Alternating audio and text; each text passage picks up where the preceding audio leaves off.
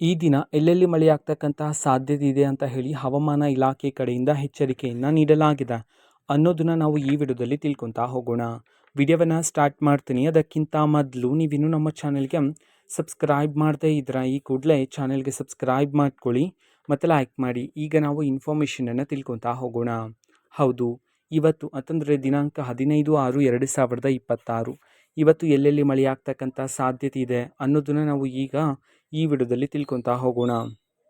So ಮೊದಲಿಗೆ ಈ ದಿನದ ತಾಪಮಾನ ಹೇಗಿರಲಿದೆ ಅಂತಂದರೆ, ಗರಿಷ್ಠ ತಾಪಮಾನ 33 ಡಿಗ್ರಿ ಸೆಲ್ಸಿಯಸ್ ಆದರೆ ಇರಲಿದೆ.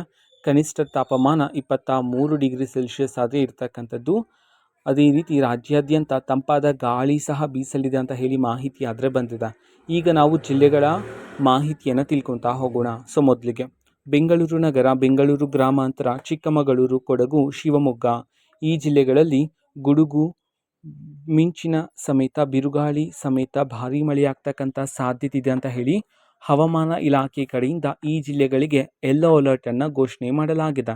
ನಂತರ ಚಿಕ್ಕಬಳ್ಳಾಪುರ, ಕೋಲಾರ, ತುಮಕೂರು ಈ ಜಿಲ್ಲೆಗಳಲ್ಲೂ ಸಹ ಭಾರೀ ಮಳೆಯಾಗ್ತಕ್ಕಂಥ ಸಾಧ್ಯತೆ ಇದೆ ಈ ದಿನ.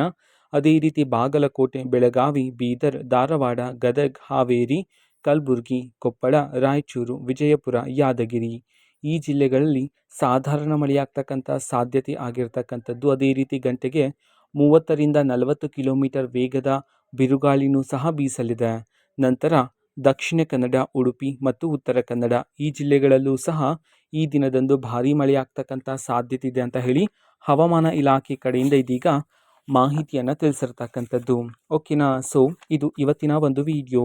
ಇದೇ ರೀತಿ ಇನ್ನು ಹಲವಾರು ಯೋಜನೆಗಳಿಗೆ ಸಂಬಂಧಪಟ್ಟಂತೆ ಮಾಹಿತಿ ಬಂದ ನಂತರ ಆದಷ್ಟು ಬೇಗ ನಾನು ನಿಮಗೆ ಇನ್ಫಾರ್ಮೇಷನನ್ನು ತಿಳಿಸ್ತೀನಿ. ಅದಕ್ಕೋಸ್ಕರ ಚಾನಲ್ಗೆ ಸಬ್ಸ್ಕ್ರೈಬ್ ಮಾಡ್ಕೊಳ್ಳಿ ಮತ್ತು ಮಾಹಿತಿ ಇಷ್ಟ ಆಗಿದ್ರೆ ನಿಮ್ಮ ಫ್ರೆಂಡ್ಸ್ ಆ್ಯಂಡ್ ಫ್ಯಾಮಿಲಿ ಮೆಂಬರ್ಸ್ಗೂ ಸಹ ವಿಡಿಯೋವನ್ನು ಶೇರ್ ಮಾಡಿ.